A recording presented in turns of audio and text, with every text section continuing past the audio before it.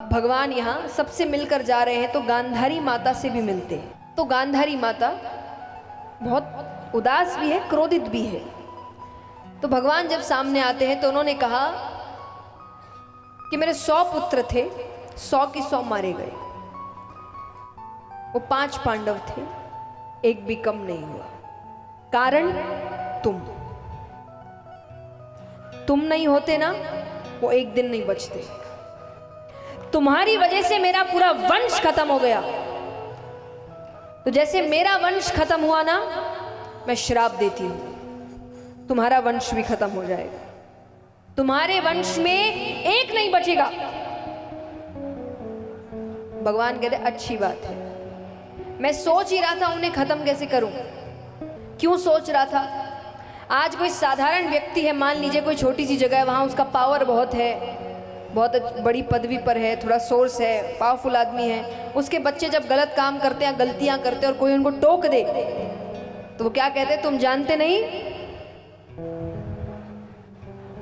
अच्छी भाषा में कहे तो तुम जानते नहीं मेरे पिताजी कौन है, पर ऐसी भाषा का इस्तेमाल होता नहीं है, पर आप समझ ही गए होंगे।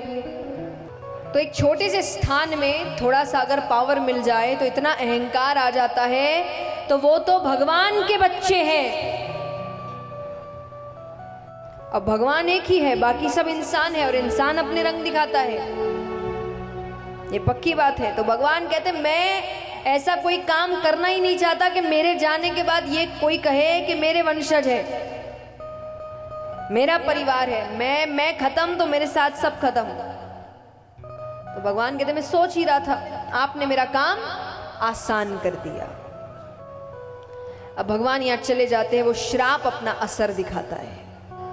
अब यहाँ पर पुत्र पौत्र इत्यादि खेल रहे हैं, कुछ संत बैठे हैं, उन्होंने सोचा थोड़ा हंसी मजाक किया जाए। एक व्यक्ति को स्त्री का वेश दिया गया, उसके पेट के आगे कपड़े लगाए गए, गर्भवती स्त्री। अब वो जाते हैं संतों के पास, आकर कह रहे ये मेरी पत्नी है, बताना इसके गर्भ में लड़का है कि लड़की।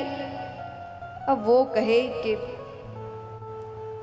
हम अभी काम कर रहे हैं, आप जाइए, हम बाद में खेलेंगे, हम भी आपके साथ खेलेंगे, क्योंकि वो भी जानते ये कौन है। ऐसे संतों को बड़ी जल्दी गुस्सा आता है, पर इन पर गुस्सा आ नहीं सकता। इसी बात का तो डर था भगवान को कि कोई कुछ बोलेगा नहीं इनको। तो भगवान ने योग माया से कहा कि उनके मस्तक पर जाकर बैठो, उनको क्रोध आना चाहिए। ऋषियों को क्रोध आता है। क्रोध में आकर उन्होंने कहा जिस गर्भवती स्त्री का वेश बनाया है ना, उसी गर्भ की जगह एक लोहे का मूसल निकलेगा जो तुम्हारे पूरे वंश को खत्म करेगा। बच्चे डर गए, पेड़ के पीछे जाते हैं, कपड़े हटाते हैं तो सच में जहाँ गर्भ की जगह कपड़े लगाए थे वहाँ एक लोहे का मूसल निकलता है। उग्रसेन जी के पास गए तो वो एक बड़े पत्थर पर उसको घिस रहे हैं। नदी के पास एक बड़ा सा पत्थर है, घिसते घिसते इतना सा टुकड़ा बच गया। अब उनको लग रहा है इतने से क्या हो जाएगा, उसको नदी में फेंक दिया, उसको एक मछली निगल जाती है। अब यहाँ पर भगवान का भी जाने का समय है। भगवान सबसे मिलकर जा रहे हैं। देव की माता वसुदेव जी, यशोदा मैया, नंद बाबा, उद्धव जी।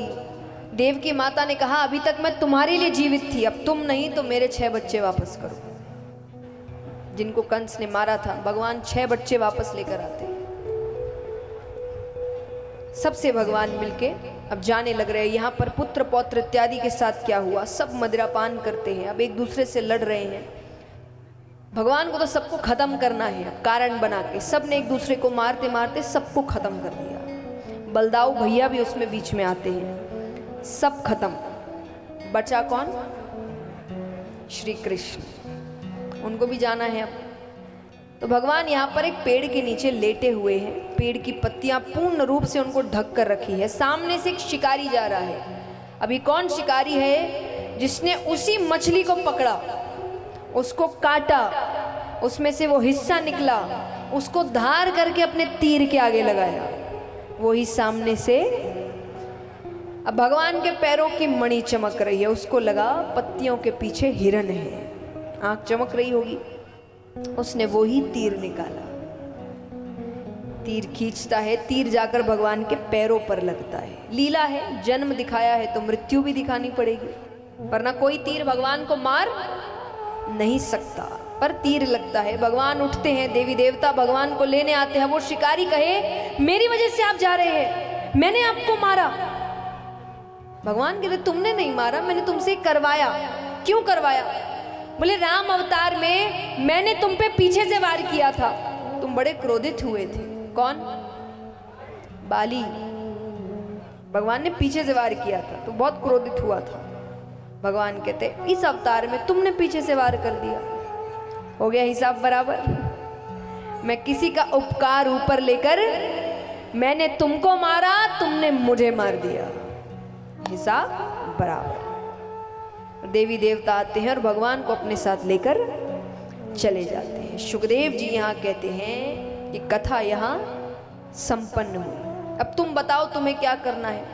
राजा परीक्षित कहे अब तो मुझे भगवान से जल्द मिलना है, क्योंकि सुखदेव जी ने उनसे यह भी कहा कि अगर तुम्हें डर लग रहा है मैं तुम्हें अमर कर सकता हूं। राजा परीक्षित कहे कि मुझे अमर नहीं होना। तो राजा परीक्षित कहे कि नहीं, मुझे जल्द से जल्द भगवान के पास जाना है। सभी ऋषिगण आ रहे हैं मिलने, उनको फल काट काट के दिए जा रहे हैं। राजा परीक्षित अब उसी में से एक फल में तक्षक छोटा सा रूप बनाकर बैठ जाता है। राजा परीक्षित के पास वो फल आता है, तक्षक अपना रूप बढ़ाता है। देखिए कथा यही है कि तक्षक ने डसा, मृत्यु हुई और आत्मा भगवान में लीन हो गई। पर कई बार आपको कथाओं की जो रहस्यमयी बातें हैं वो संतों से पता चलती है। तो कई संतों से, ऋषियों से सुना है कि राजा परीक्षित ने तक्षक को देखते ही प्रणाम किया और अपने नेत्र बंद कर लिए। उनके प्राण उसी वक्त चले गए। यानी भगवान ने इतनी कृपा करी कि तक्षक ने एक मरे हुए शरीर को डसा। भगवान ने जीवित शरीर को डसने तक नहीं दिया, तो एक मरे हुए शरीर को वो डसते हैं। पर जो भी यही कहा गया है कि तक्षक डसते हैं, मृत्यु होती है और राजा परीक्षित की आत्मा भगवान में लीन हो जाती है। श्रीमद् भागवत कथा सप्ताह पारायण यहाँ संपन्न हुई।